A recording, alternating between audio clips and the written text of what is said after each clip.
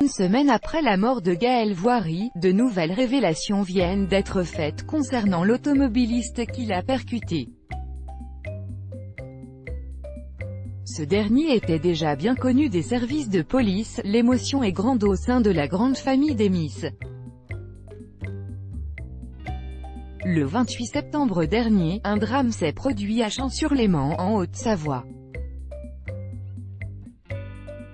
Alors qu'elle circulait à vélo avec son mari de 52 ans, Gaël Voiry, la Miss France 1990, a été percutée par un automobiliste. Si son mari a été déclaré mort à l'arrivée des secours, l'ancienne reine de beauté, elle, était en arrêt cardio-respiratoire. Elle a finalement succombé à ses blessures quelques heures plus tard. Le conducteur de la voiture, lui, s'en est sorti indemne et a rapidement été entendu par les forces de l'ordre. Mais quelques jours après le drame, le Dauphiné libéré vient de faire de nouvelles révélations sur cette affaire.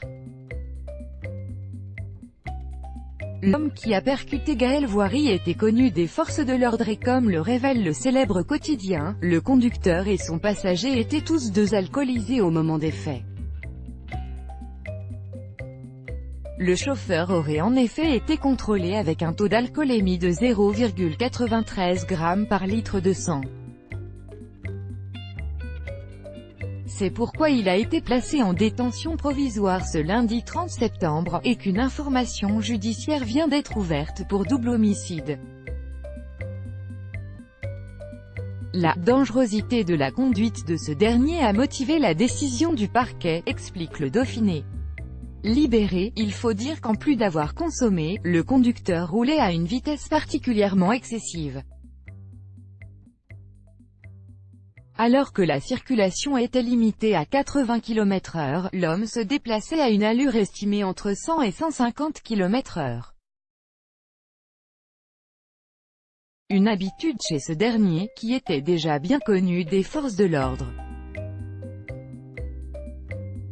Au total, il aurait été contrôlé pas moins de 4 fois pour des faits d'excès de vitesse. Malheureusement, personne ne lui avait retiré son permis avant qu'il ne vole la vie de la maman de 3 enfants.